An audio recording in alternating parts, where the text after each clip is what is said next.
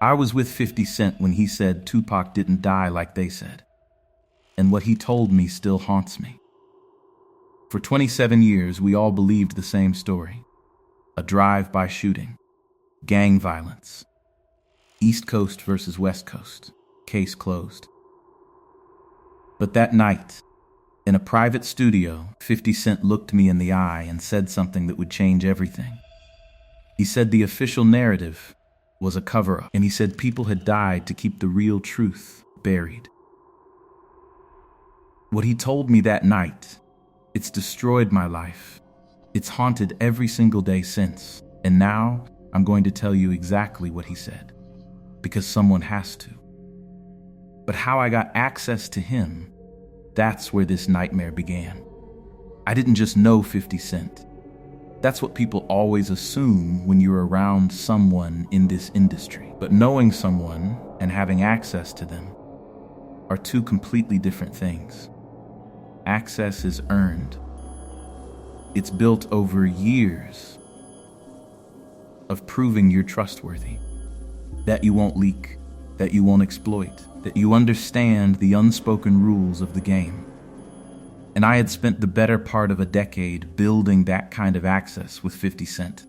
It started small, industry events, a conversation here, a knowing nod there. But over time, something shifted. He began to trust me, not the version of me that existed on social media or in public spaces. The real me, the one he could talk to without fear that his words would end up on a blog by morning. By late 2023, I had become something rare, someone 50 could actually talk to. But that night, the night everything changed, it wasn't a casual encounter. It wasn't a chance meeting at some industry party where we'd exchange pleasantries and move on. This was something entirely different. This was intentional. This was planned. He called me, not his manager, not his publicist, not his lawyer. Him, directly. "I need to see you," he said. His voice was different, quieter, exhausted in a way I'd never heard before.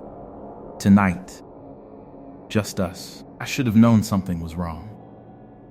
The 50 Cent I knew was careful about every interaction. Everything was calculated, controlled, orchestrated. Spontaneous meetings weren't his style. But I agreed anyway. Because when someone like that reaches out personally, you don't ask questions. The location was a private studio in Manhattan. Not his usual spot. Not anywhere that would be on anyone's radar. Just a nondescript building in a part of the city where nobody was paying attention. When I arrived, the security situation was unusual. Normally, 50 traveled with a full detail. Bodyguards, assistants, a whole operation. But that night, there was almost nobody. Just one guy at the door who nodded me through without saying a word. When I stepped inside, I felt it immediately. The atmosphere was wrong. The studio was dim. Ambient music played softly, something melancholic, almost funeral-like. And there, sitting on a leather couch in the corner, was 50 Cent. But he wasn't the man I knew. The swagger was gone. The confidence that had defined him for decades was simply absent. He looked old. Not in a physical sense necessarily, though the years were definitely written on his face. But in his eyes, there was a heaviness there, a weight that no amount of money or success could lift. He looked like a man who had been carrying something unbearable for a very long time. "Thanks for coming," he said. His voice was hoarse. "I wasn't sure you would." "Of course I came," I said, sitting across from him. "What's going on? Are you okay?" He didn't answer immediately. Instead, he got up and walked to the minibar, and with a trembling hand, he poured himself a drink. Not a celebratory toast, not something casual. This was a man pouring a drink like a condemned prisoner might drink their last meal. He sat back down and stared at the glass for a long moment. "Do you know what it's like," he finally said, To carry the weight of something that could destroy everything? To know something that, if it got out, would change everything? To know something that people have killed to keep quiet? My heart started pounding. This wasn't casual conversation. This was confession. "What are you talking about?"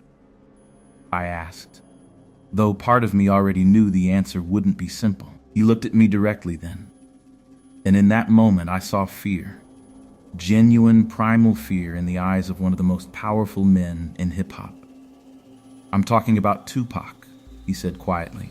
"I'm talking about September 7th, 1996. I'm talking about the lie we've all been living with for nearly 3 decades." The room suddenly felt smaller, colder, like the air had been sucked out in a single moment. "What do you mean?" I whispered. He took a long drink.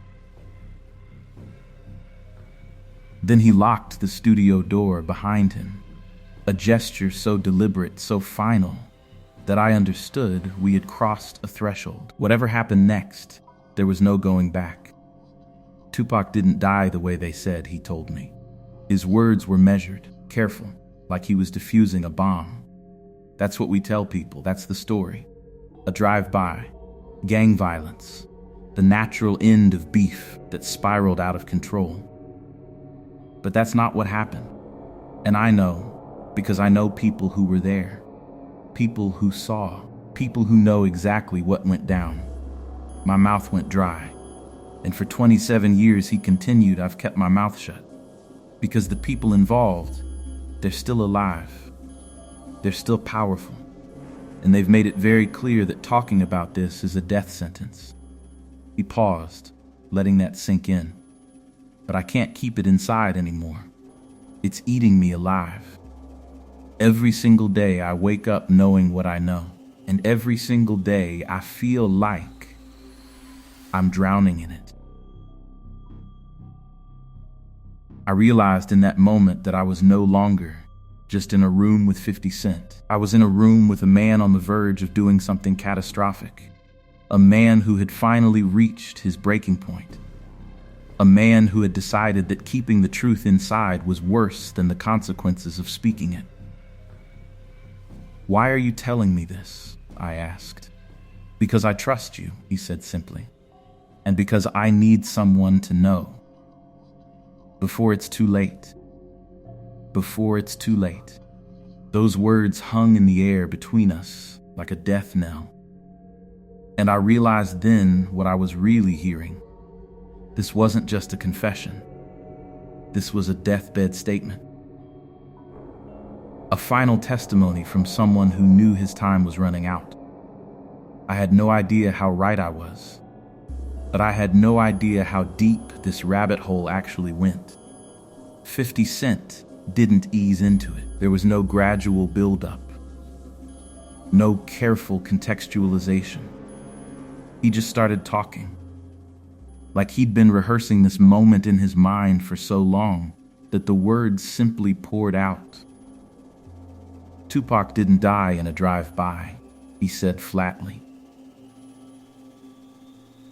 That's what we tell people. That's the story we've all agreed to tell. But on September 7th, 1996, something else happened. Something orchestrated. Something deliberate. I felt my chest tighten. "I have sources," he continued. "People who were in the room. People who saw it happen. And I'm not talking about conspiracy theories or speculation. I'm talking about direct testimony from people who know." He stood up and started pacing. The nervous energy in the room intensified.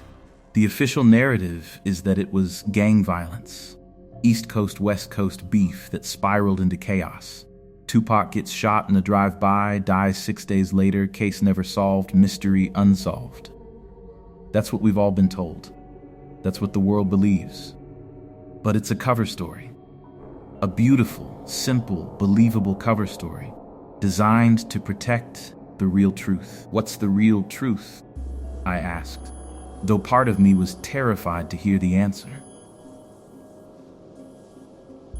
50 stopped pacing. He looked at me with an intensity that was almost unbearable. Tupac's death was orchestrated, he said, each word landing like a hammer blow. Not random, not a tragic consequence of gang violence. Someone made sure it happened. Someone wanted him dead. And someone made certain he stayed dead. The room spun slightly. Who? I managed to ask. People in positions of power, he said cryptically. Industry figures. Power brokers. People who are still alive. Still relevant. Still dangerous. And they've spent the last 27 years making sure nobody ever finds out the truth. He sat back down, and when he did, I noticed his hands were shaking. I know this because my source, he paused, choosing his words carefully. My source was someone close to everything, someone who was in the inner circle, someone who heard things, saw things, and before they died, which they did, by the way, under circumstances that were officially ruled inconclusive, they told me exactly what happened. Your source is dead? I asked. My sources are all dead, he said quietly. Everyone who knew the real story, everyone who could verify it, everyone who might have come forward. They're all dead. Car accidents, sudden illnesses, suicides that don't make sense, drug overdoses. Some of them disappeared entirely, but they're all gone. The implication was staggering. That's not a coincidence, he continued. That's a pattern. And the pattern is called a conspiracy of silence. Kill the witnesses. Bury the truth. Let time do its work. Eventually, people stop asking questions. Eventually, the lie becomes the official narrative. Eventually, the truth becomes a ghost story that nobody believes. He took another drink, a longer one this time. But here's what I know, he said, his voice dropping even lower. Here's what my dying source told me before they passed. Tupac was killed because he was becoming a problem. He was too powerful, too influential, too much of a wild card. And there were people, very powerful people, who couldn't afford to let him keep doing what he was doing. What was he doing? I asked. Living, 50 said simply. That was his crime. He was living authentically. He was speaking his truth. He was refusing to play the game according to the rules they'd set up. And for that, he had to go. I felt like I couldn't breathe. The drive-by story, he continued, was created to make it seem like a natural consequence of the beef. A tragic but inevitable outcome of the East Coast-West Coast War. But it wasn't. It was a deliberate assassination. And the people who did it have spent 27 years making sure nobody ever proves it. 50 leaned forward, his eyes burning with an intensity that was almost frightening. Do you understand what I'm telling you? He asked. I'm telling you that one of the most famous deaths in music history, one of the most famous unsolved murders in American history, wasn't unsolved. It was covered up. And the people who did the covering up are still walking around free, still in power, still making sure nobody ever gets close to the truth. Why are you telling me this? I asked again, the question escaping before I could stop it. If this is real, if this is true, then telling me puts you in danger. It puts me in danger. 50's jaw clenched. I know, he said. Believe me, I know. That's why I've waited this long. That's why I've kept my mouth shut for nearly 3 decades. Because the cost of speaking is too high. The people involved, they don't negotiate. They don't debate. They eliminate threats. And I've been a living, breathing threat to them since the moment my source told me what really happened. He stood up again, agitated now. I've been watched my whole career, he said. Every move monitored. Every associate vetted. Every phone call probably tapped. I've had to live my life knowing that at any moment, any day, I could be next. Do you know what that does to a person? Do you know what it's like to carry that fear every single second of every single day? His voice was rising now, the emotion pouring out. I've built an empire. I've made more money than I could spend in 10 lifetimes. I've achieved everything I ever dreamed of. But none of it matters because I'm living in a cage. A cage built by the truth I know but can't speak. A cage that's slowly been killing me from the inside out. He sat back down and his face changed. The anger drained away, replaced by something that looked almost like grief. The thing is, he said quietly, I can't take this public. If I do, I'll be dead before my words even leave my mouth. They'll find a way. A convenient heart attack, a car accident, a random shooting, something that looks like it could be natural or coincidental.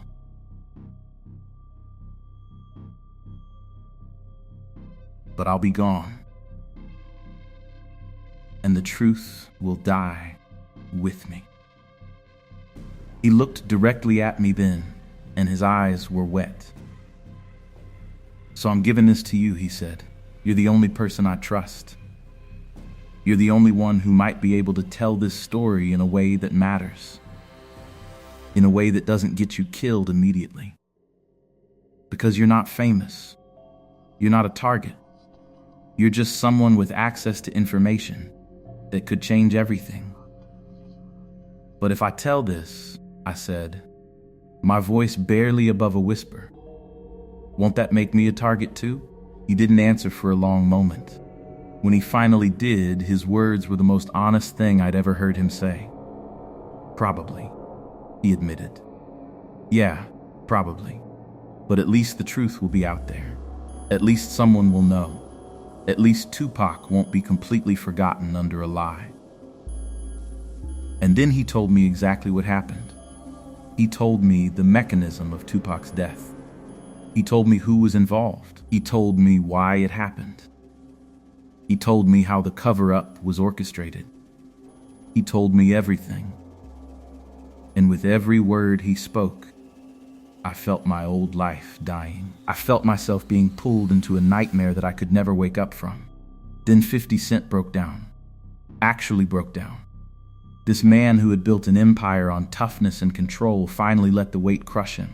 He put his face in his hands and wept. I can't carry this anymore, he said through the tears. I can't. And I realized in that moment that I had made a terrible mistake. By listening, by being here, by allowing myself to become the repository of this knowledge. I had just agreed to carry a weight that would destroy me. But I had no idea how right I was. But then 50 told me exactly who was involved. And that's when the fear set in. When 50 Cent told me the names, the room stopped existing. I'm not exaggerating. In that moment, the walls seemed to dissolve. The sound of ambient music faded into white noise. Everything became tunnel vision. Because the people he named weren't minor players. They weren't fringe figures in the industry. They were titans, untouchable architects of power who had shaped hip-hop, music, and culture itself. I can't tell you all of them. Not yet. That's part of why I'm still alive, because I haven't burned every bridge I have left. But I can tell you this. When 50 Cent started naming names, I understood immediately why everyone who knew this truth was dead. These weren't people you crossed. These were people who could erase you from existence and make it look like you were never important to begin with. These were people with connections that went beyond the music industry. People with ties to law enforcement. People with resources that were literally unlimited. You're going to want to deny this, 50 said when he saw the look on my face. You're going to want to believe I'm lying, that I'm crazy, that this is all some paranoid delusion. But I need you to really hear me when I say, every single person I'm about to name had motive, had means, and had a reason to want Tupac gone. He started with the business angle, how Tupac's career trajectory was becoming a problem for certain power brokers, how his independence, his refusal to be controlled, was threatening billion-dollar empires built on the idea that artists needed to be managed, controlled, owned. Tupac wanted to be free, 50 explained. He wanted to own his master recordings. He wanted to control his narrative. He wanted to make art on his own terms, for his own reasons. But that's not how the game works. The game requires artists to be assets, commodities, things that can be bought and sold and exploited for maximum profit. Then he moved to the personal vendettas.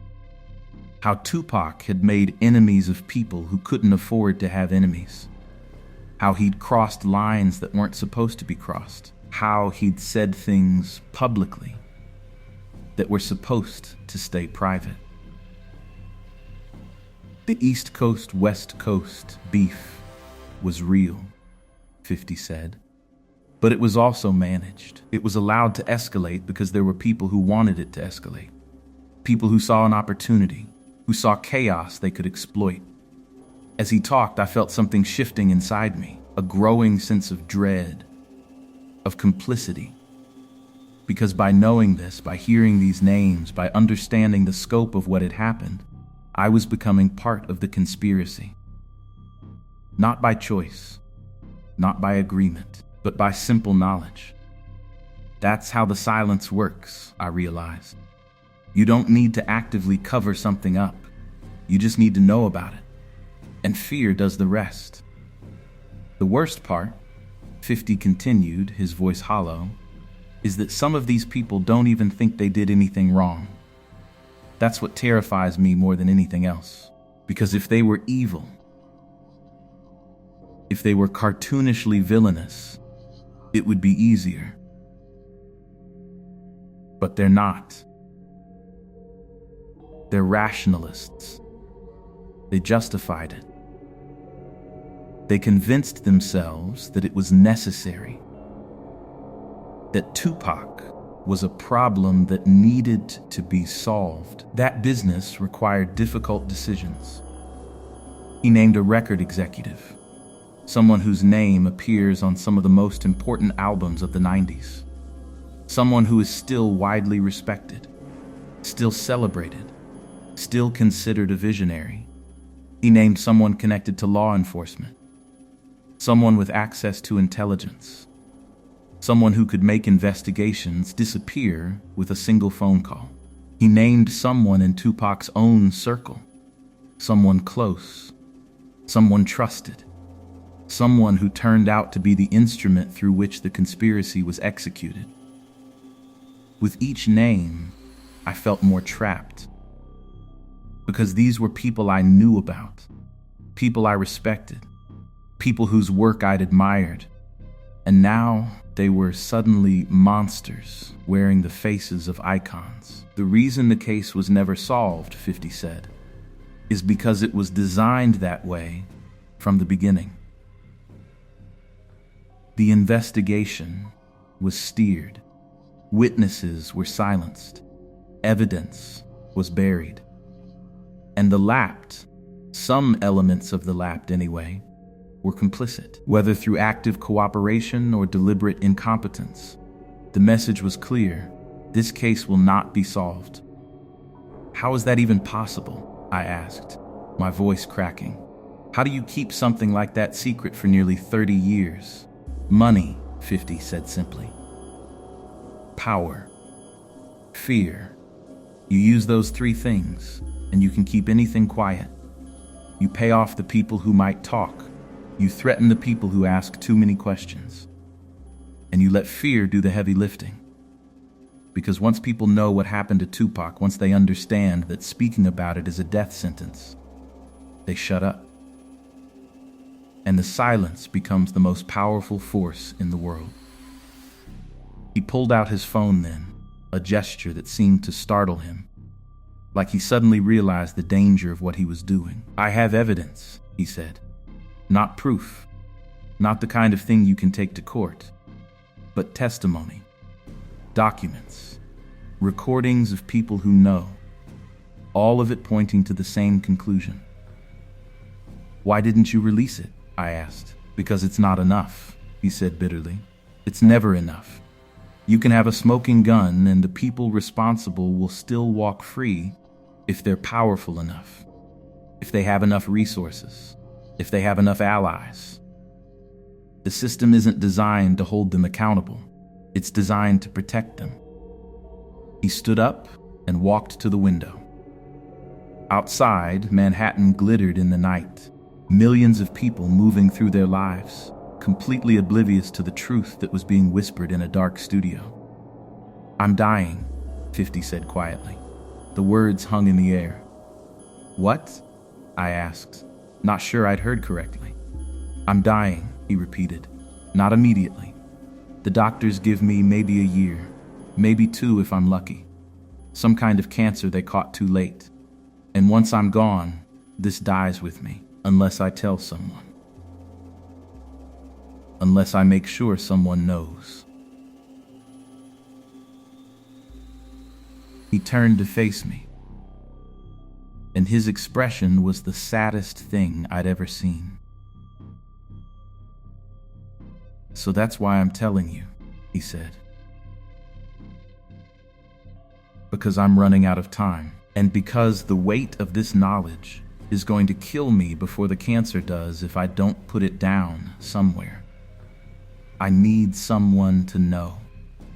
I need it to matter, even if you can never prove it, even if you're too afraid to ever speak it publicly. I need to know that at least one other person carries this truth."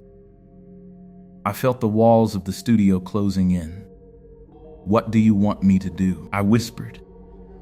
"I want you to survive," he said. "That's all. Just survive. Live your life. And when the time comes after I'm gone, after enough time has passed that they don't see you as a threat, tell this story.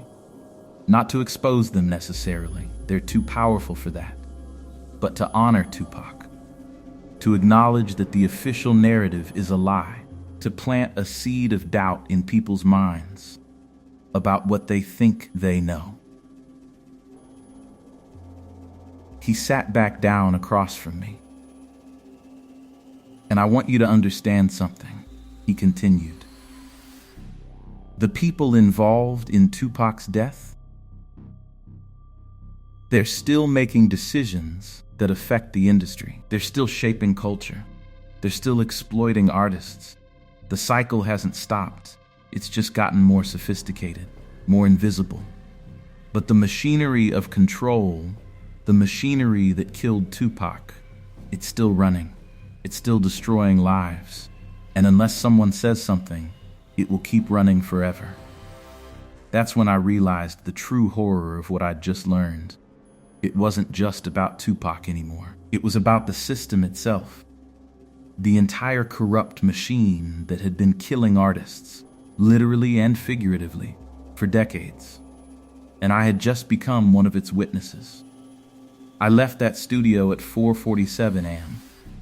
I remember the exact time because I looked at my phone, and the number felt symbolic somehow.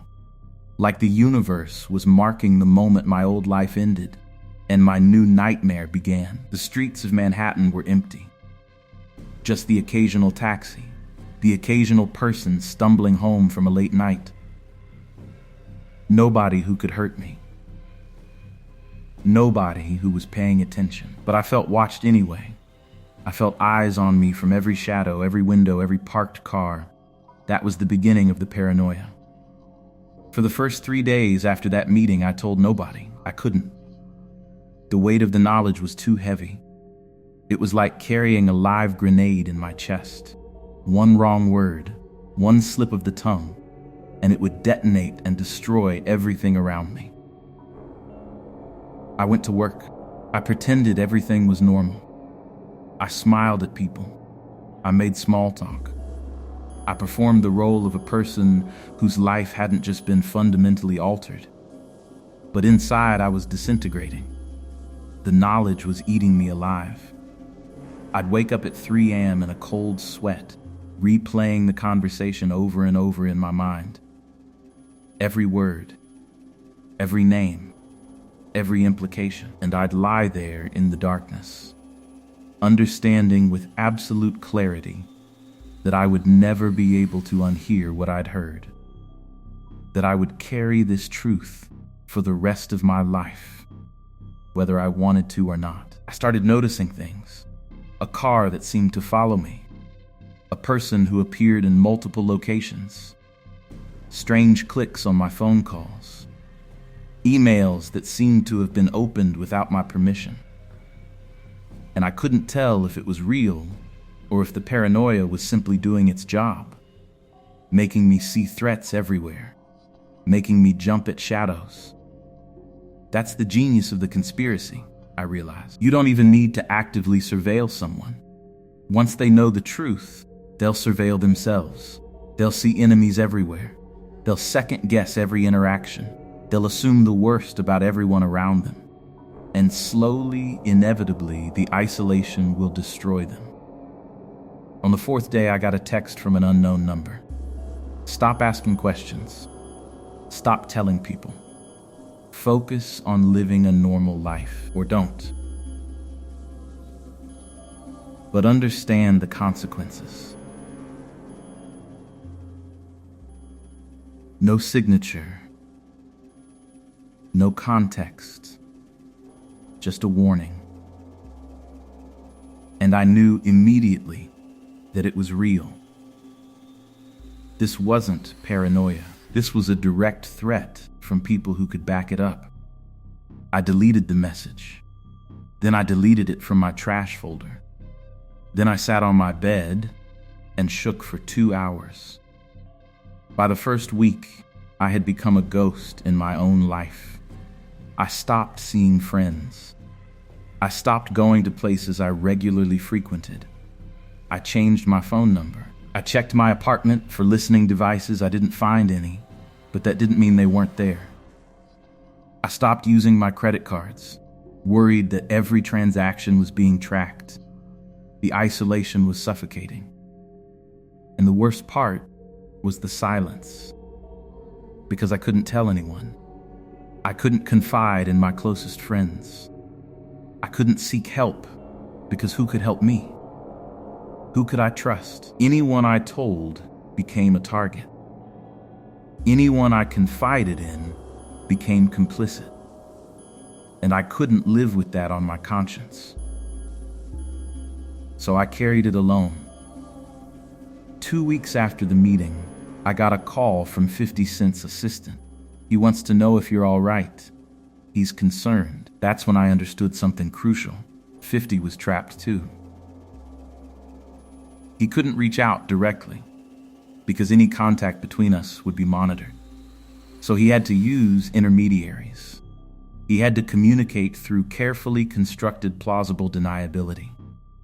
Because the moment they had evidence that we were in contact, the moment they could prove we were coordinating, we'd both be finished. I told his assistant I was fine, that everything was normal, that he didn't need to worry. But I wasn't fine, and we both knew it. By the end of the first month, I had become someone I didn't recognize. I was paranoid. I was isolated. I was obsessing over details of Tupac's death that I'd never cared about before. I was reading conspiracy theories online, things I would have dismissed as insanity just weeks earlier, and now they seemed plausible. Reasonable, possibly even true.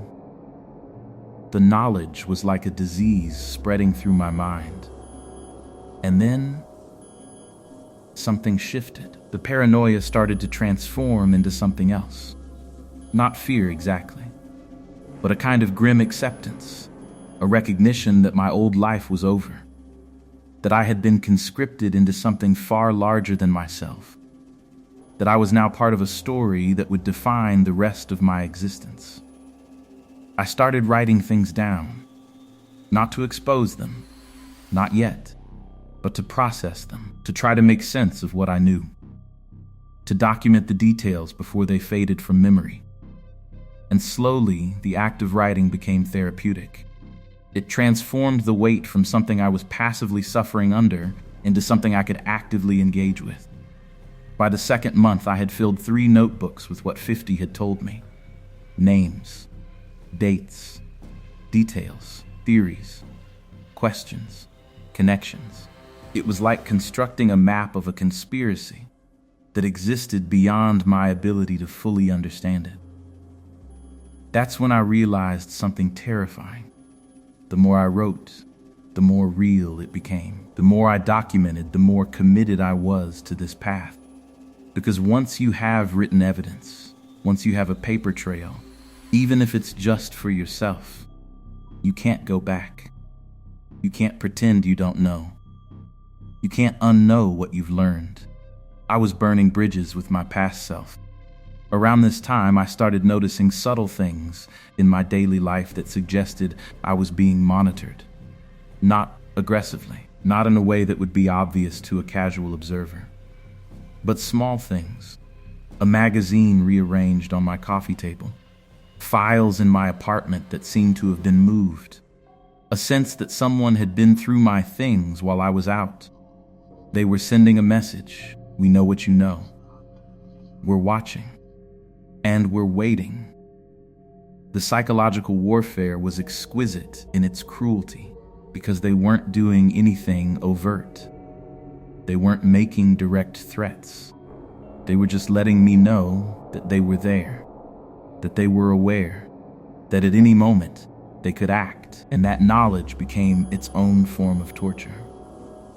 3 months after meeting with 50 Cent, I was a completely different person. My relationships were fractured.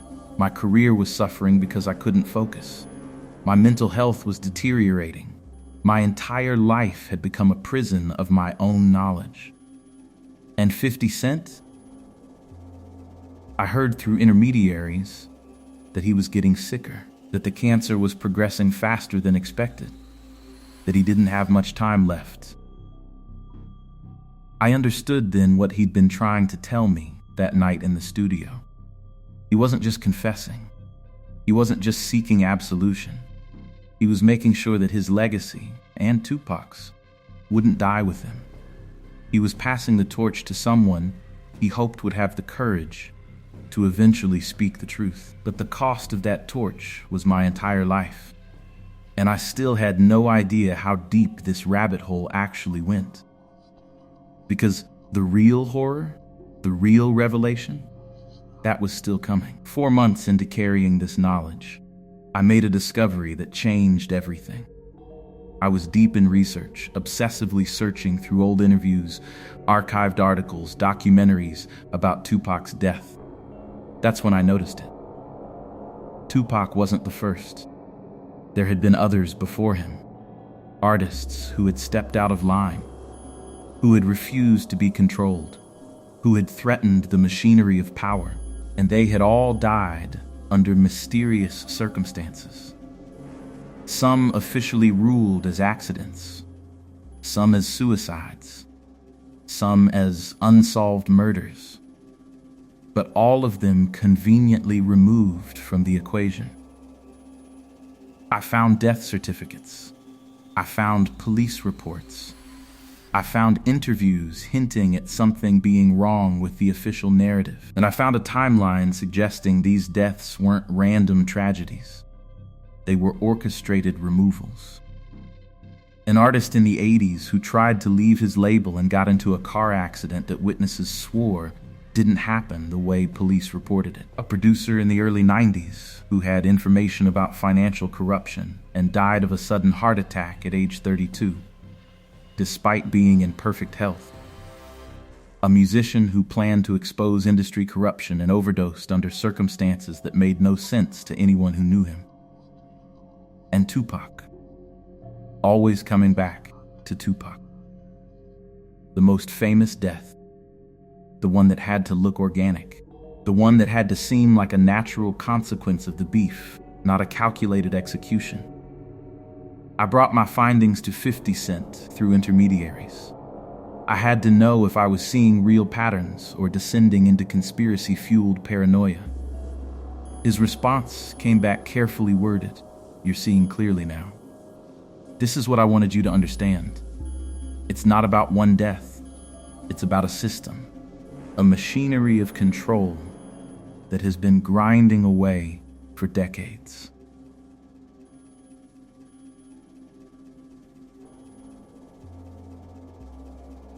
Tupac was just the most visible casualty.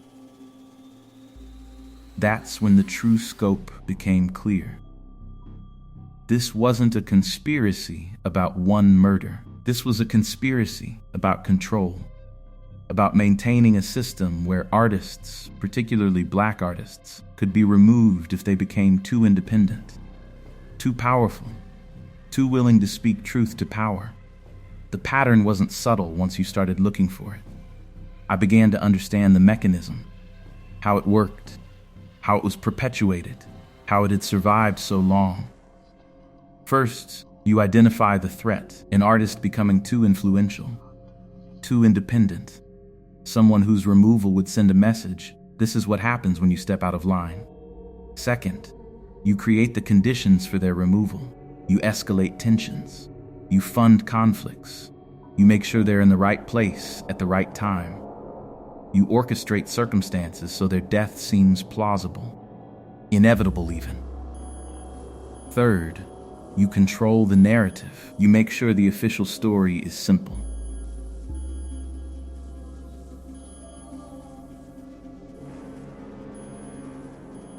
Believable. Something that fits into existing frameworks. Gang violence, addiction, mental illness, suicide. The reasons don't matter as much as the fact that the death seems to require no further investigation. And fourth, you eliminate anyone who knows the truth. You watch them, you threaten them, you remind them what happened to the last person who talked. And slowly, inevitably, the silence becomes absolute. That's the conspiracy. Not an elaborate plot by a single villain, but a system. A machinery, a way of doing business that had become normalized because it worked. And the people running it? They didn't see themselves as villains. They saw themselves as protectors of the system. People doing what was necessary to maintain order, to keep the machinery running smoothly, to ensure profits kept flowing. That's what terrified me most. The banality of it, the fact that it wasn't dramatic evil, but rather the logical conclusion of a system that valued profit over humanity. Control over freedom, silence over truth. I started noticing how certain artists seemed kept on tight leashes, how independence was punished, sometimes subtly, sometimes overtly. How the industry had become a network of mutual surveillance, where everyone watched everyone else, making sure nobody stepped too far out of line. And I realized that Tupac's real crime hadn't been anything specific he did. It was his potential, his refusal to accept the rules, his insistence on being himself, on his own terms, regardless of what the machinery demanded. For that crime, he had to die. 5 months into this nightmare, I was having dinner with a friend when someone sat down at the table next to us. They didn't look at me. They didn't acknowledge me. But they were close enough that I could hear their conversation. Close enough to see the small device in their ear. They were listening. Monitoring.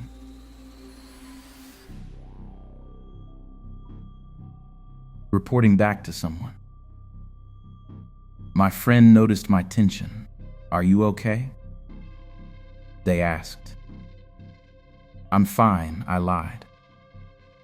But I wasn't fine. And I was done pretending. That night, I made a decision. I was going to document everything, every pattern, every death, every connection. And when the time came, when 50 was gone, when enough time had passed that I might have a chance of surviving, I was going to tell this story. Not to expose the specific individuals. They were too powerful for that. But to expose the system. To help people understand that deaths they'd accepted as tragic accidents might have been something else entirely. To plant a seed of doubt. To make people question. To refuse the silence. Because that's what the conspiracy ultimately depends on. Not physical force, but silence. The agreement to not speak. The collective decision to accept the official narrative and move on. Break that silence. And the whole machinery starts to crack. That's what I was beginning to understand. And that's why I was becoming increasingly convinced that I wouldn't survive to tell this story. Because the moment you commit to breaking the silence, you become a target. And targets don't tend to last very long in this world. It happened on a Tuesday. 50 Cent's assistant called. He's in the hospital. He wants to see you. Tonight, come alone. I knew what that meant. The cancer had won. Time was running out. I found him in a private room on the 15th floor, machines beeping quietly around him. He looked smaller than I remembered, diminished. "Thank you for coming," he said, his voice barely above a whisper. "I'm dying," he continued. "Maybe a week, maybe less. And I need to tell you something I haven't told anyone else. Something that changes everything." He paused, gathering strength. "The conspiracy isn't what you think it is," he said. "It's not a secret cabal meeting in dark rooms plotting Tupac's death. It's not that organized.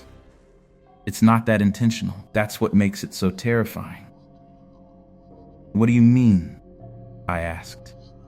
"I mean, the system doesn't need intention," he said. "It doesn't need conspiracy.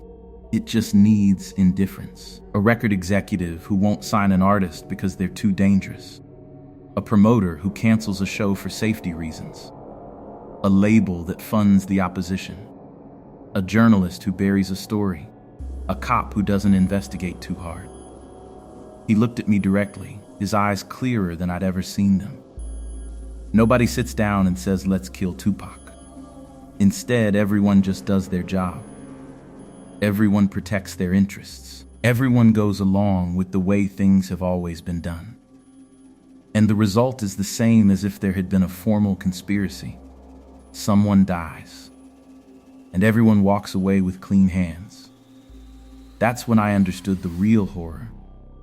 It wasn't a conspiracy in the traditional sense. It was systemic. It was structural. It was the natural outcome of a system that valued profit and control above all else. That's why I've been so scared," 50 said. "Not because I'm afraid of being killed by some shadowy organization, but because I'm afraid that nobody needs to kill me. The system will do it naturally. My cancer could be completely unrelated to Tupac. It could be pure coincidence. And that's what makes it perfect. That's what makes the conspiracy impossible to prove." He reached over and grabbed my hand. "When you tell this story," he said, "don't make it about exposing specific people. Don't try to prove that a particular person pulled a trigger. Because you can't, and even if you could, nothing would change." "Then what's the point?" I asked, feeling despair rising. "The point is to make people understand the system," he said. "To show them how it works, how it grinds people down, how it removes threats without ever technically doing anything wrong. Make them see that Tupac's death wasn't an aberration. It was the system functioning exactly as designed." He released my hand and lay back. "I've spent my whole life trying to survive in this system," he continued. trying to navigate it, and I've done okay. But I've also done things I'm not proud of.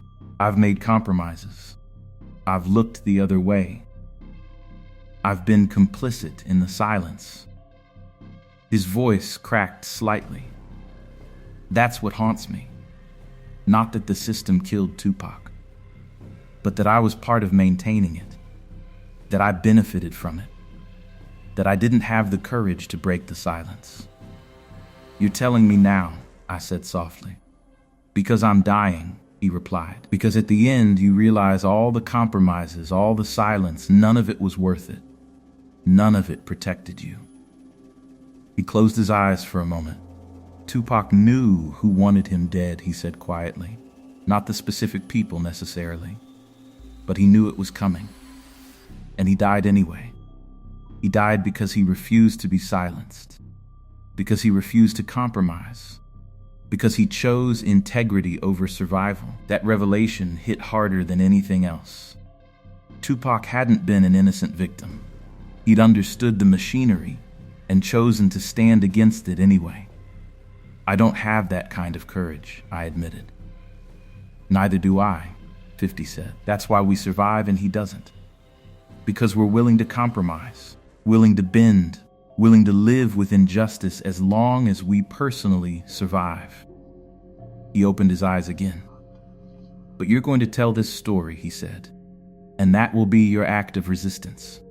Not because it will change anything, not because it will bring Tupac back, but because it will refuse the silence. It will insist that people know, that people understand. And what happens to me? I asked. I don't know, he said honestly.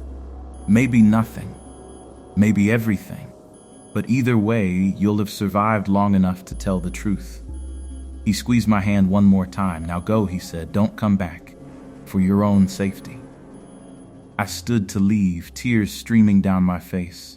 The conspiracy isn't about any one person, he said as I reached the door. It's about all of us.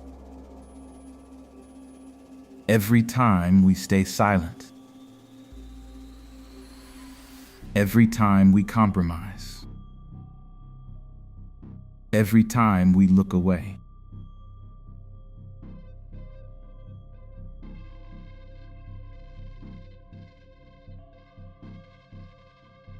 We're all part of it.